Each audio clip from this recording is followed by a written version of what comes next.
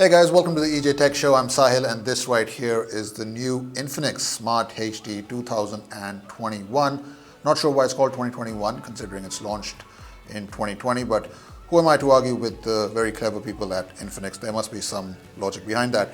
But anyway, this one is priced at 5,999 rupees, which is very generously priced, so it's an entry-level phone. Now Infinix says that this phone has two key features. The first one being the very decent sized 6.1-inch LCD display, and the second being a 5000 mAh battery. So I'll talk about both those things very soon, but first let's quickly take a look at this design. You're getting a gem cut texture design, which is fairly common across all Infinix phones. It also throws these really nice shades and patterns when you slightly move the phone around in your hand. Now the back is made of plastic, and I'm not going to lie to you, it does feel pretty plasticky in the hand, but it also feels durable, and it also doesn't feel too heavy at 195 grams. Now of course, because it is plastic, it is somewhat prone to scratches, but luckily the smartphone does come with a plastic case. It comes in the box, so you can slap that if you're worried about that at all. But let's also now quickly talk about the rear fingerprint scanner, the physical fingerprint scanner over here. It's not the fastest, it's not the slowest, but it's nicely placed. And then right on top, you've got that single 8 megapixel camera with a dual LED flash, which is housed in that squarish module. Apart from those things, let's talk about the utilities and the ports. At the bottom over here, you do have a micro USB charging port, and which is pretty common at this price point, so I'm not surprised. But then in 2020, not having a USB Type-C charging port seems like a bit of a letdown, and I think a USB Type-C charging port would have been a very welcome addition over here. But on the bright side, you do get a headphone jack, which is somewhat of a dying breed. So it's good to see affordable brands like Infinix offering that on their smartphones. On the right side, you have a power button, and you also have the volume rocker as well. Now coming to the front, you get that water drop notch that houses a 5 megapixel selfie camera. Around that, you've got fairly decent sized bezels. I wouldn't exactly call them slim, and they're also not uniform, especially the bottom chin. That is very noticeable. But despite that, you are getting ample amount of screen real estate.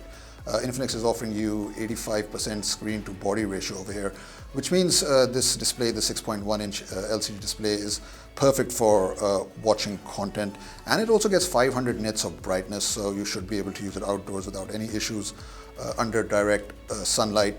Just keep in mind though that this is a HD plus display, which means it maxes out at 720p and not 1080p. So if you're watching content on platforms like YouTube, you're not going to be able to watch that at full HD. It's a fair compromise to make at this price point, but it's something that's worth mentioning. And if that does bother you, then you might want to look at other phones that do offer you 1080p displays. Now coming to the camera, like I said, the rear camera gets a single 8 megapixel lens, and then the front gets a 5 megapixel selfie camera. And it's okay performance-wise. With a single rear camera, there's only so much you can expect. And if you take a look at some of the pictures I did click, it's fine. It's mediocre results at best. The AI does its best to add some depth to photos, but you will notice that there is some noise visible. It really depends on how good the lighting conditions really are, but it's not, the colors aren't too punchy. They're just about okay. So if you're looking for a versatile camera setup, this phone isn't offering you that. But to be fair, the camera really isn't the strongest strength of this phone. Like I said, the display and the battery are the key main features over here. But let's just quickly also take a look at the camera app itself. Apart from your video mode and camera mode, you do get things like a beauty mode as well. You do get a portrait mode, you get a panorama mode. So it's got some nice features if you are interested in cameras in general. It's nothing overly complicated, it's pretty simple, and the video, as far as video capabilities are concerned, you can shoot up to 1080p video, you can also shoot 720p, you can also shoot 480p, and also the same goes for the front camera as well. You can shoot 1080p, 720p, and 480p as well. Okay, so in terms of hardware, the Infinix Smart HD packs a MediaTek Helio A20 chipset with 2 GB of RAM. The Helio A20 chipset, of course, is a low-end processor, so if you're expecting to play high-intensive graphic games like Call of Duty Mobile, then this phone most probably is not going to be able to handle that. I did face lags and the occasional drop frame rates. But if you are looking to play, let's say, tap-tap games, and if you're looking to carry out day-to-day tasks like some light web browsing, checking emails, replying to WhatsApp messages, then this chipset should be able to handle all of that. Shouldn't be too much of an issue. Also, of course, meaning that it has 2 GB of RAM just implies that you're not going to be getting the best multitasking either. So I think 3 GB of RAM would have been better if Infinix had provided that. Also, you get 32 GB of onboard storage, which really isn't enough in today's day and age, but luckily you can expand that via microSD to 256 GB. Now let's talk about the biggest feature over here, which is the 5000 mAh battery. It should last you 2 days with light to medium usage and 1 full day with heavy usage. It works really well in that way. I didn't face too many issues. The only downside over here is that it does come with a 6-watt charger, which is very slow at charging. It'll take nearly 3 hours to top this up from 0 to 100%. So no fast charging available over here. But then, because it's such a big battery, you won't be topping up this device all that often anyway, so it's a good thing. And also you do get nice battery enhancement features available over here, which does help in overall optimizing the battery life and just giving you that extra battery backup as well. Coming over to the software now, the phone runs on Android 10 and it gets its own XOS software. Now, I'm not the biggest fan of XOS, I've said this time and time again. This one runs on XOS 6.2, so it's not even the latest XOS, which is the 7.0 version, which we saw on the Infinix 08i.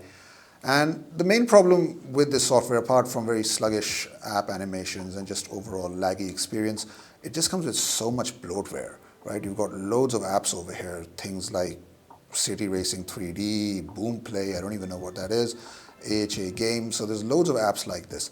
Now, I do understand why Infinix does this. Obviously, as a smartphone manufacturer that makes budget smartphones, they do need to generate income, but at the same time, it does somewhat ruin the user experience. So the way I see it, Infinix can take two paths over here. They can either say, like, take the Nokia or Motorola path and say that, you know what, we'll just be going with the clean stock Android experience, or they just really turn it down a notch. They just don't put so many third-party apps. A few apps, sure, but not as many as we've got right now. But that decision needs to be taken by Infinix. But like I said, the XOS software just ruins pretty much the entire experience for me every time I use the smartphone. I know that's a bit harsh, but I think this is something that they really need to work upon, because otherwise it's a very good smartphone. Okay, so let's round things up now, and let's talk about who should ideally buy this phone. Who would I recommend it to? And the way I see it, there are really two types of people that this phone is meant for. The first kind of person is someone who wants to be introduced to the world of smartphones. They never owned a smartphone before, and the Infinix Smart HD is a pretty decent offering for someone who wants to buy their first smartphone. It doesn't offer you crazy amount of features, but for the price, it is offering you more than enough features, especially for a first-time smartphone buyer. The second type of person I'd say is someone who already owns a smartphone but wants a secondary device.